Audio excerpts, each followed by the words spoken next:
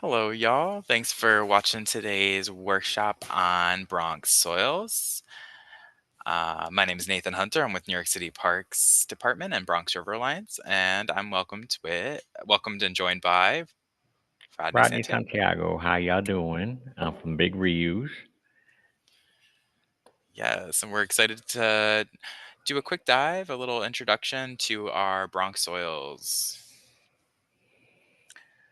So we wanted to kind of first ground folks and where the Bronx is located. We are the only borough that is attached to the mainland. So all of the other boroughs, Staten Island, Queens, Manhattan, Brooklyn, they are all satellite boroughs that are detached from the mainland. So they are islands. And that uniquely uh, impacts the soils themselves. And so we wanted to ground ourselves by looking at this image of a tree planting that happened in Bronx Park along the Bronx River in the center of the Bronx, a very green corridor, home to New York City's only freshwater river, a space that both Rodney and I have spent many a moments. But as we think about the landscape, we want to start here. Well, in the beginning, there were glaciers. Now, millions of years ago, the rock that you see now was not here. All this from the glaciers and the tectonic plates moving on the earth. As it all came together, it compressed and squeezed in between the high heat and the high pressure, turned as metamorphic rock, also known as Manhattan cyst and stuff, and it just made sheets of muscovite and sedimentary rock with quartz crystal in it. And this is what most land surveyors in Manhattan, when they want to put up a skyscraper, this is the type of rock that they're looking for because it is a strong, it is a very strong rock and it's very hard to break and stuff. So a lot of the Manhattan skyline, when you see them, this is the rock that they are sitting on. And as you also can see, when you see the smaller buildings in Manhattan or New York or anything, those are not sitting on that type of rock. They're just regular sedimentary rock, and there'll be some pebbles and stuff. But most of the big skyscrapers that you see will be sitting on this beautiful rock there.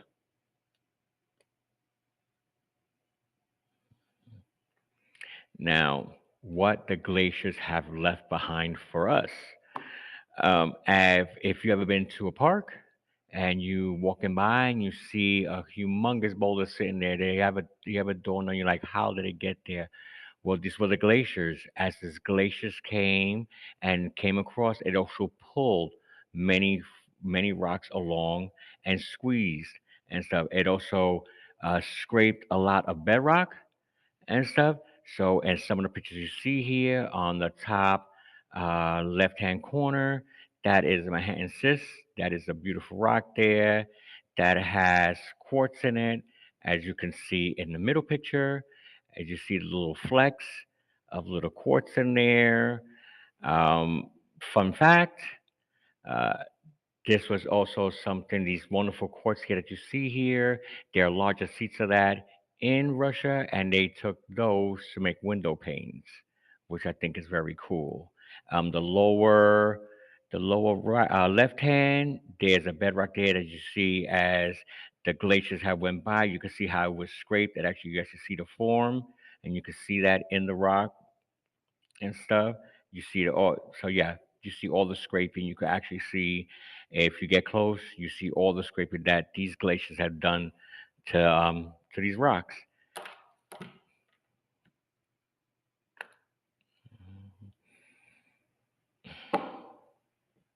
Okay, what the glaciers have left behind. Has anybody ever heard of kettle ponds? Well, as the glaciers went through, they had these big gouges that they took out of the earth and stuff. And as time went on, it filled up with these wonderful waters, which we call ponds now, or kettle ponds. These kettle ponds also, if you go into the kettle pond, it is filled with Silt is very fine, tiny particles of earth, and it's full of minerals which the plants enjoy and love and stuff. It's extremely nutritious for the soil, and like I said earlier, the plants love it very much. So, what is exactly soil? Well, soil has about maybe four components. You have organic matter, you have water, and you have air, and that's a beautiful thing.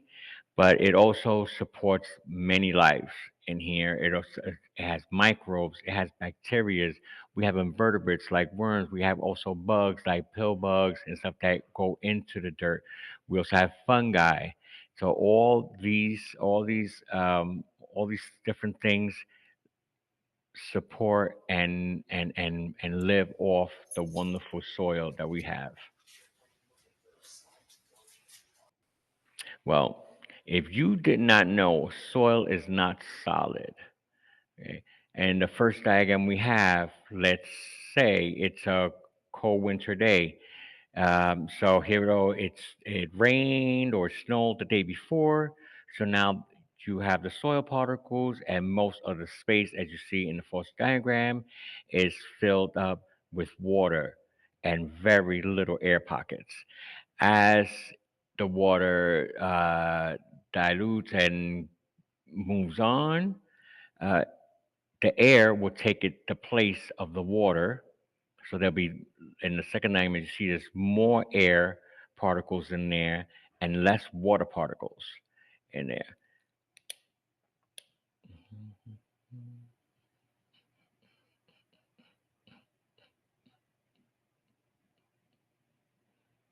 Oh, and how does Earth make soil? Well, well, through natural process of erosion and stuff breaking down of rocks, minerals, and even trees. This is where all this where soil comes from. In the first picture, as you see here, this is a fallen log, fallen tree, and stuff. And nature just doesn't just let things stay as is. It works it back into itself. So these microbes and the fungi that you see here, they actually are made homes on this log, and they're going to be eating this, and they're going to start breaking it down, and they're going to work it right back into the soil. And it's the picture that you see on the bottom here. uh, those are all the falling leaves of the fall, and that as well will start breaking down, decomposing, and work back into the soil and give more life and more minerals and more organics back into the soil for more plants. And how does Earth make soil? This is a wonderful diagram. I like this one a lot and stuff. So we're going to start from the top and work our way to the bottom. On the tippy top, what you see is called humus. Again, one of my favorite words that they is called organics, but I think that's the perfect word for it. What you see here is the grasses and the flowers, and as they die down for the season, and your bushes are letting go, or your plants are letting go all their leaves.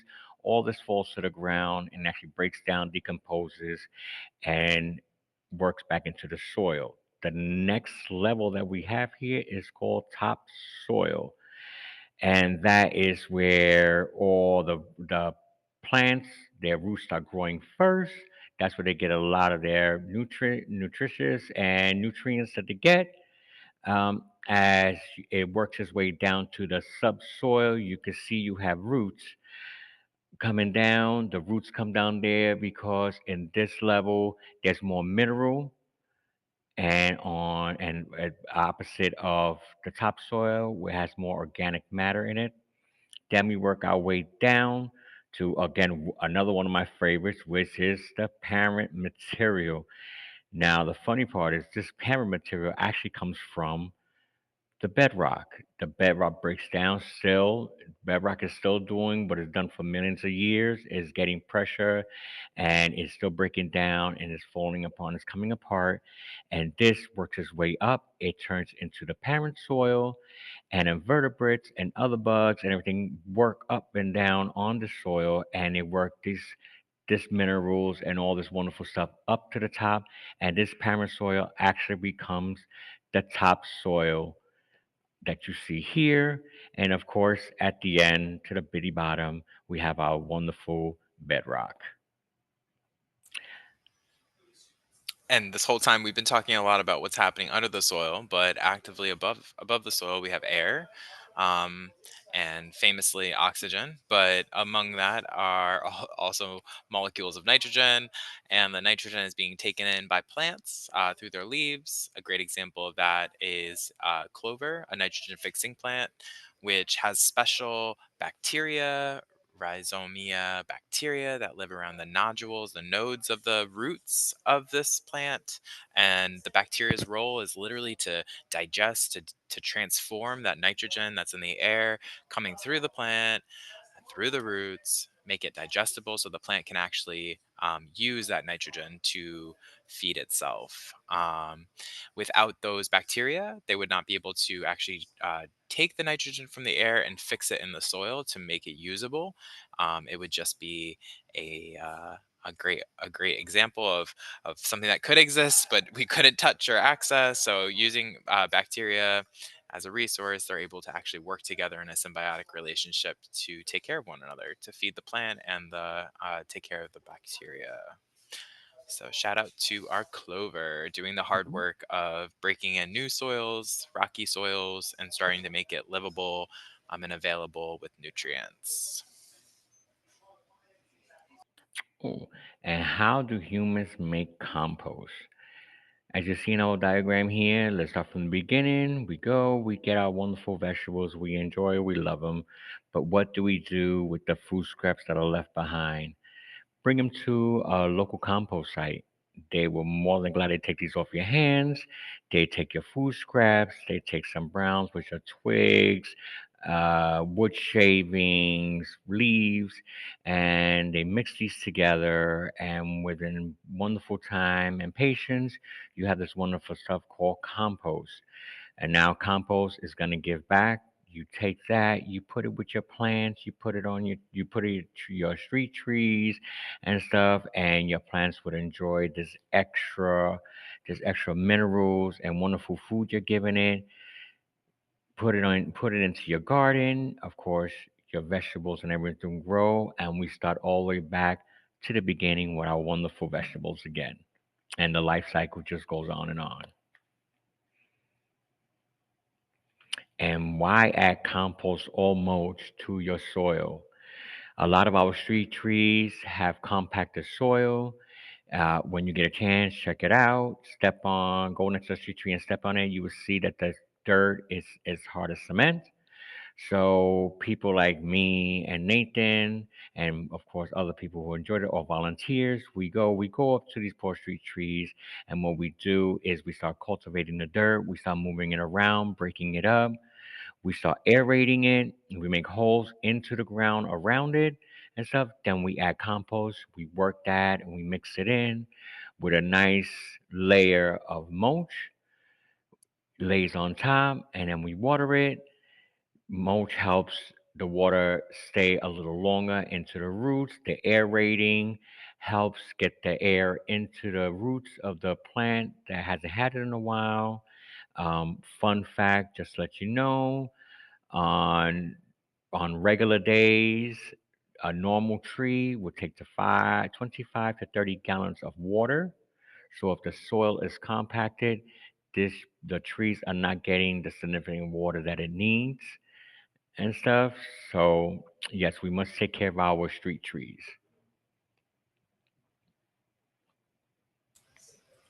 To take action, just like you saw in the last picture, this is kind of an example. A lot of people, when we steward our trees, we bring wood chips and mulch and compost. Of course, the best thing to do is when you want to take care of the street trees, first thing to do is just pick up the litter and stuff. Again, watering, especially on drought days or drought weeks, is a wonderful thing to do for the forestry trees. On the diagrams that you see here, these are two pictures of two ways of mulching a tree. Um, the first the picture on the left, It's kind of the correct way of doing it. My thing is you put the mulch around the tree and then you work your way away from the tree outward. You make a little donut shape. That helps when it rains. The rain gets on the mulch and it works its way down directly into the roots and into the tree. The picture on the left, even though it's not a bad thing, but um, they say it's best not to let too much of the bark of the tree get too wet for a long period of time. Sometimes it could cause their problems and stuff. But this is the way that you would mulch a tree and help a tree live a little longer. Exactly, and that right tree is the one you want to follow, right? And so, like Rodney said, not mounding it, trying to keep space from the bark so it doesn't rot or get too wet over time, which can lead to disease entering the tree bark. You want to follow really that donut pattern, like you mentioned, a big kind of ring of soil around it, kind of following the drip line of the tree, looking like that left tree here. And some great ways to like learn more about this and make sure that you are doing it correctly. You can join our compost team, right? Volunteer with us at Bronx River House throughout the season. You can also become a super steward by joining the New York City Park Super Steward Program, which teaches you the ins and outs of working within the parks to take care of the parkland and to be allowed to do that. And then the last program we're going to shout out is with Trees New York, which is a citizen pruner course. And it's how I learned how to prune. I think Rodney has taken that course as well, but it's a great pruning course, which will also talk about mulching a bit. So give you some plant ID, like a base layer of plant ID information, tree ID specifically, and then also focus heavily on pruning while talking about some other kind of ways to protect our trees. So the goal for us is you don't leave today's workshop thinking it's over, but instead you continue to learn and you plug in with your local community or with regional partners to continue learning. And one of the core programs that we offer here out of River House and partnership with Big Reuse is really offering free soil testing specifically for toxic metals, things like lead and arsenic that are available in the soil. We have something called an X-ray fluorescent machine, which is also known as an XRF machine. It's a high-tech kind of piece of equipment that is able to use X-rays to detect contaminants in the soil, like I mentioned, specifically lead and arsenic. And we're able to offer free analysis by participating in our public testing days in the parks and the gardens, or you can drop off samples at our office here at 1490 Sheridan Boulevard in the Bronx. It's also known as Starlight Park. We're in the southern end of the park, and you can drop off those samples Monday through Friday, 9 to 5. We just ask that you label your samples with your name, the location of the sample, and contact information so we can send you the results afterwards. Results come pretty quick. It's like a 30-second analyses, and we can get your results back if you drop them off in about a week or so, given the state of the machine and where it's at. But we do ask you to kind of follow this little diagram and collect a composite sample, which really represents this image really represents one garden bed, and you can notice that there's um, four quadrants, 1, 2, 3, and 4. We want you to take 6-inch sample, so dig down about 6 inches in each of those spots, each of those quadrants, and throw them into a bucket. We'll call that A. And you can stir that bucket with all four samples, and then from that bucket, take one small sample. That is now your composite sample. We're going to call it composite sample A. So please send us that composite sample A, and we can give you a nice clear example or clear analysis of that example of that sample. So send that our way. That's the XRF machine. And as I mentioned, plug into a public soil testing day, which we'll have mapped out on our public calendar. At those events, you can train to actually use the machine. So it's a good opportunity to get to know the machine pretty intimately. We also do garden pop ups. So we'll pull up to some of our uptown garden sites to offer this resource to their stakeholders and also to the local community. And then we also offer, obviously, as mentioned, soil drop off drop off samples here at our office or mail them to our office at Bronx River House, 1490 Sheridan Boulevard. Um, And at the bottom there, you'll see Rodney's contact if you have any questions specifically about the XRF machine or the program. We did want to just share with you this cute little comic book that was created through the Legacy Lead Coalition, specifically Pearl, Paula, and illustrated by Emily there. But this Legacy Lead book is essentially a cute little comic book that personifies lead and has lead traveling through history, revealing how it came to the public's eye. And it's a really cute book. You can get a free copy by following the link, or you can show up to one of our public events where we offer copies there. So it's been really sweet offering this information to you all. If you want to get to know us more deeply, you can connect with Rodney by reaching him at Rodney at bigreuse.org or by calling 718-542-4124. Or You you can want to, you could contact Nathan, Foodway coordinator, and you contact him at Foodway at bronxriver.org or by calling 718-542-4124. Yes. Well, thanks for joining us for this little introduction to Bronx Soils. We hope to be working in some Bronx Soils or making Bronx Soils with you very soon. Bye. Bye.